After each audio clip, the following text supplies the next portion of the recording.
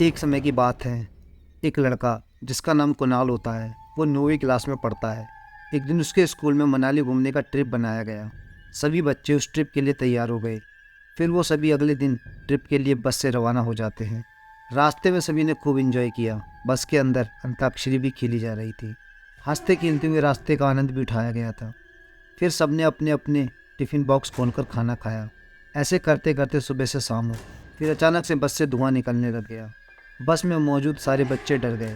Teacher ने सभी बच्चों को संभाला और बोला, बच्चों डरो मत, कुछ नहीं हुआ, बस थोड़ा सा इंजन खराब हो गया। टीचर ड्राइवर को बोलती है, पास में कोई होटल हो तो वहाँ रोक देना, उसके बाद आप ये बस देखकर ठीक कर देना, सुबह हमें मनाली जाना है।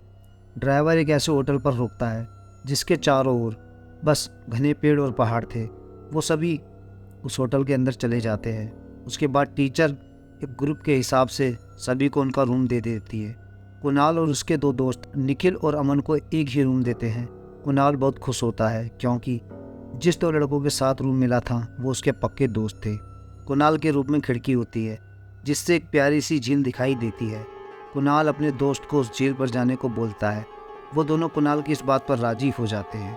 वो तीनों अपने टीचर और होटल के वॉचमैन से बचकर होटल से बाहर निकल जाते हैं। उस झील के पास जाने के लिए एक घने जंगल से होकर जाना पड़ता था। वो तीनों उस जंगल की ओर चल देते हैं। उन तीनों को चलते चलते लगभग आधा घंटा हो गया था, लेकिन उनको दूर दूर तक झील ही दिखाई नहीं दे रही थी। रात में ठंड भी बहुत तेज हो जाती है। ठंड के कारण तीनों ठिठुरने लग जाते हैं। कुणाल अपने फ़ोन निकालकर चेक करने लगता है और उसका फ़ोन नो सर्विस बता रहा था। फिर तीनों ने वापस लौटने का फैसला लिया। तीनों मुड़कर जिस रास्ते से आए थे उसी रास्ते पर जाने लगे, लेकिन अचानक से वहाँ निखिल गायब हो जाता है।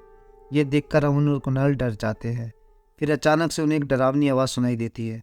उन दोनों ने हिम्मत करके उस आवाज़ का पीछा किया। फिर उन्हें एक लड़का दिखाई देता है।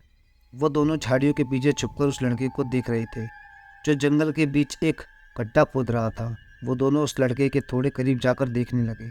जैसे ही उसके करीब गए तो देखा तो वो निखिल था जो खड्डा खोद रहा था। अमन उसके पास गया और कंधे पर हाथ रखकर बोला, निखिल, ये तुम क्या कर रहे हो? जैसे ही वो पीछे मुड़ा, अमन और कुणाल उसको देखकर आश्चर्यचकित हो जाते हैं।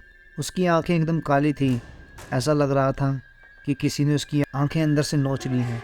निखिल उन दोनों को देखकर जोर से चिल्लाता है और अमन को जोर से धक्का मारकर फेंक देता है।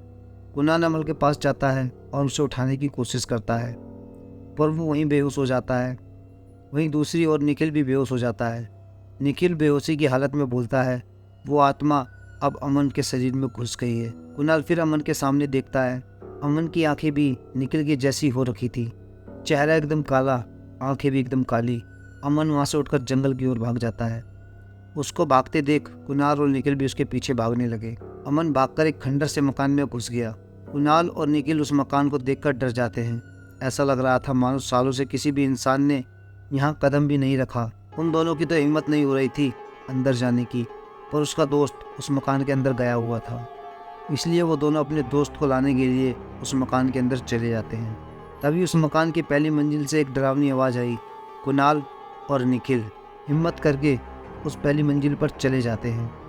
जैसे ही वहाँ वो पहुँचते हैं तो उनका दोस्त अमन बेहोशी की हालत में हवा में लटका हुआ होता है और उसके पास एक बूढ़ी औरत खड़ी हुई होती है जिसकी चमड़ी लटकी और सफ़ेद बाल बिखरे हुए और उसकी आंखें एकदम काली थीं।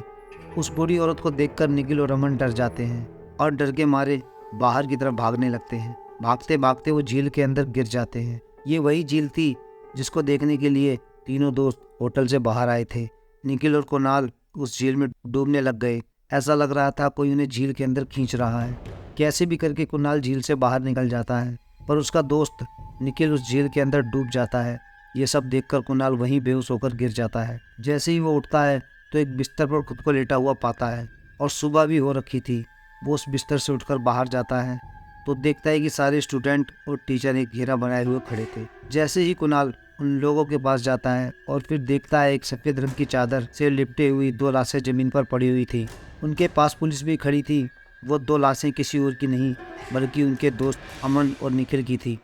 यह देखकर कुणाल बहुत रोता है। पुलिस का मानना है ये एक मर्डर है, पर होटल के आसपास रहने वाले लोगों का मानना था कि यह सब उस बुरी आत्मा का काम था जो बहुत साल पहले इस जंगल में एक बड़े घर में अकेली रहती थी। गांव के बड़े बड़े जमींदारों की नज़र उस बूढ़ी औरत के घर पे थी। उन जमींदारों ने इस औरत को बहुत बार मनाने की कोशिश की थी, ये घर हमें दे दे, पर वो बूढ़ी औरत अपना घर किसी को भी देना नहीं चाहती थी। जमींदारों को उस बूढ़ी औरत पर बहुत गुस्सा आया।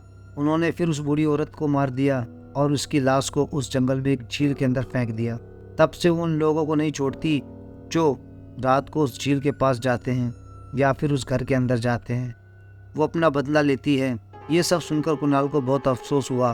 वो सोचने लगता है काश उसे ये सब पहले पता होता तो कभी उस झील के पास जाने की बात नहीं करता और ना ही अपने दोस्तों को बोलता।